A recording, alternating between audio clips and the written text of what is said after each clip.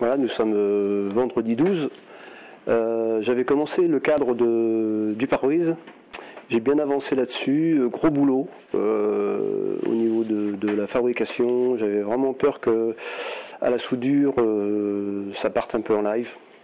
Mais ma foi, ça s'est plutôt pas mal passé. J'ai fait un gros travail de finition, mais bon, je suis pas professionnel là-dedans, donc je pense que j'irai voir une boîte pas très loin de chez moi qui est spécialisée en polissage pour vraiment faire une finition nickel. Mais ça m'a permis de finaliser le cadre et donc de pouvoir éventuellement présenter les arceaux de la capote. Donc il y aura encore beaucoup de réglages à faire et j'avais acheté un petit coton noir à 2 balles histoire de simuler un petit peu ce que serait la bâche de la capote. Et bon, ça m'a permis de voir un petit peu le look aussi final avec et le cadre du pare-brise et la toile. D'ailleurs à la fin je mettrai deux photos. Je les avais mis sur mon profil Facebook pour demander à mes amis quel est leur choix préféré sur les deux images. Vous pouvez faire la même chose en commentaire, me dire ce que vous préférez. Il y aura juste une petite variante sur la pente arrière de la capote. Parallèlement, je travaille sur le tableau de bord et ça avance pas mal. Je vous dis rien pour l'instant, ça sera l'occasion d'une prochaine vidéo. Et j'ai repris le travail de finition sur les ailes. Là j'avais dégrossi, je commence à retravailler sur les pièces avant de finaliser le tableau de bord et après de tout démonter pour vraiment travailler sur la caisse et commencer à emmener des pièces au sablage pour les préparer, puis on pourra plein de choses encore. Je me donne 2 ans, donc ça fait même pas 6 mois. Il me reste encore 1 an et demi. Ouais, ça devrait le faire. Bon, bah, vous êtes toujours aussi nombreux à regarder mes vidéos. N'hésitez pas à vous abonner, c'est plutôt sympa. Et puis, bah, je vous dis à la prochaine.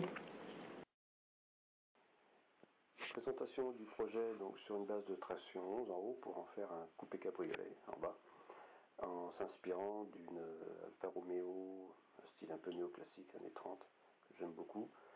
Et donc à partir de là j'ai modifié une petite maquette Burago qu'un ami m'a donné un 24e pour voir un petit peu le projet plutôt en 3D, voilà. Et puis donc de passer aux choses sérieuses en trouvant une base de traction 11 qui n'était pas en trop mauvais état et d'attaquer pour l'instant de dégrossir le projet pour voir si c'est réalisable. Donc ben voilà, c'est parti.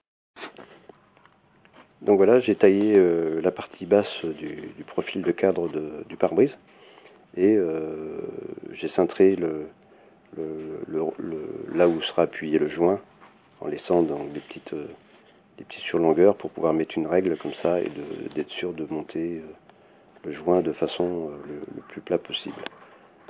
Bon, j'espérais que cette pièce ne se déforme pas trop à la soudure, mais bon, vu la forme, j'avais à peu près confiance parce que les pièces cintrées comme ça sont difficiles assez à déformer. Alors là, les montants, bah, c'est du carré de 25, j'ai poli miroir avant de souder, ça évite d'aller chercher dans les coins après en polissage, c'est toujours plus dur. Et donc j'ai cassé l'angle à 45 degrés pour la face intérieure, sans que ce soit pas saillant. Et puis donc la partie haute, c'est un tube carré de 20 inox qui va être soudé donc d'équerre. La partie basse est courbe et la partie haute est angle droit. C'est esthétique et puis en plus c'est plus simple. Donc ça m'a permis de voir un petit peu ce que ça donnait au niveau de l'esthétique. Donc j'ai mis mes sièges de MG pour voir la hauteur, parce que mes carrés de 25 n'étaient pas très longs. Donc il n'y aura pas beaucoup de marge au-dessus de la capote. Mais bon, au niveau du champ visuel, je suis à peu près à mi pare-brise. Donc ça c'était plutôt pas mal. Donc ça m'a permis après d'ajuster, en fin de compte, la phase suivante, d'ajuster les montants. Donc j'avais laissé de la surlongueur sur la pièce. Donc là j'ai tracé aussi la surlongueur de la courbe, on voit le trait noir. Et puis donc là c'est la surlongueur que j'avais laissée pour ajuster les montants. Donc là j'ai été doucement au niveau du tronçonnage parce qu'il ne fallait pas que j'aille toucher la partie polymiroir. Donc laisser un petit millimètre pour être sûr de ne pas aller toucher l'autre partie. En plus j'ai mon capteur qui n'arrête pas de tourner, donc c'est pas pratique. Donc comme vous pouvez le remarquer, il faisait pas très chaud, donc voilà, de prendre une café, ça réchauffe un peu les mains, bon, pas se brûler. Et voilà, donc ça m'a permis de retailler ça. J'ai enlevé aussi sur la courbe une petite partie de chaque côté, de façon à ne pas l'avoir à faire une fois que les montants sont soudés, ce qui est beaucoup moins pratique. Donc j'ai fait ça des deux côtés sur une quinzaine de centimètres. Au moins c'est plus pratique une fois que c'est fait, et le reste n'ayant pas de contrainte, c'est plus simple. Donc ça j'ai taillé, et puis donc ça va me permettre de pouvoir positionner la partie haute du cadre du pare-brise.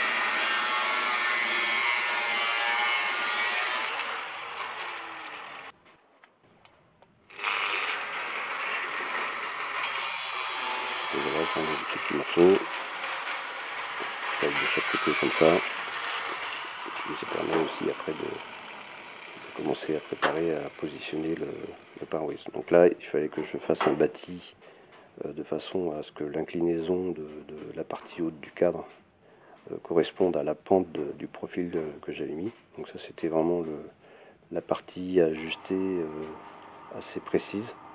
Donc là, j'ai mis 2 barres de fer, des serre-joints pour être sûr que ça bouge pas pendant que je soude.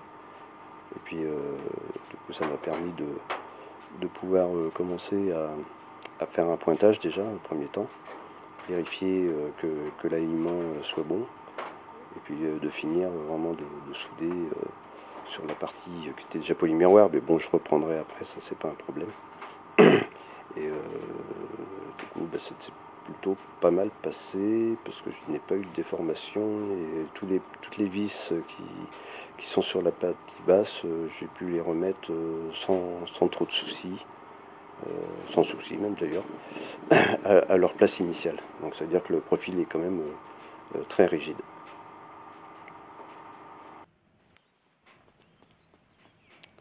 Bah, cette partie-là faite, je me suis attaqué à terminer la partie du nez de la capote, hein, c'est qui va venir se fixer sur le cadre du pare-brise, et ainsi de valider la longueur par rapport à l'inclinaison du pare-brise.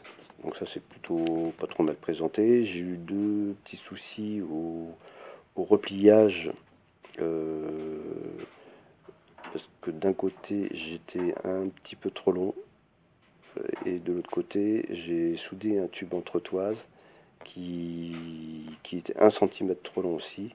Donc ça j'ai réajusté, et en fin de compte voilà, j'ai encore quelques réglages à faire là-dessus, parce que quand il y aura le tissu, je vais essayer d'avoir des échantillons de façon à compenser les épaisseurs. Donc là le tube je l'ai recoupé d'1 centimètre, et du coup là j'ai plus de soucis pour que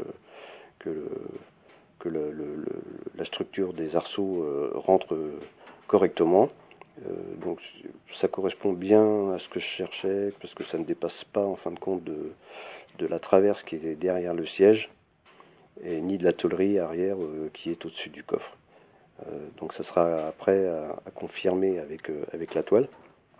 J'avais collé, donc cousu les sangles sur les arceaux, mais en fin de compte c'est trop épais, donc ça me plaît pas, je vais changer de technique. J'avais acheté un coton noir vraiment premier prix, hein, dans un magasin de tissus, afin de voir ce que ça donnerait en termes d'esthétique, et puis aussi surtout de voir un petit peu comment le tissu allait se comporter au niveau des plis pour la future capote, même si peut-être qu'il y aura plus de plis avec un tissu plus épais, mais ça me permettait aussi d'avoir, pour pas trop cher, un aperçu de ce que ça donnait avec la capote. À la fin de la vidéo, il y aura 2 images, et je vous demanderai éventuellement votre avis, ce que j'ai fait sur ma page Facebook avec mes amis, donc on a déjà une petite idée. Et puis donc, je suis assez content du résultat. Il n'y a qu'une chose qui me gêne un petit peu, mais bon, on verra, c'est la calandre qui me plaît pas trop. Donc là, en position repliée, Alors ça va peut-être changer un petit peu mes plans, mais bon, ça va le faire quand même parce que ça me déplaît pas par rapport à l'option initiale. Donc voilà. Et ensuite, donc il y aura les deux positions de photo, parce que la précédente, l'angle est un petit peu plus brut, alors que celle-ci, il est un petit peu plus pentu. Donc voilà. Bon, ben, sinon ça avance toujours. Ça me déplaît pas.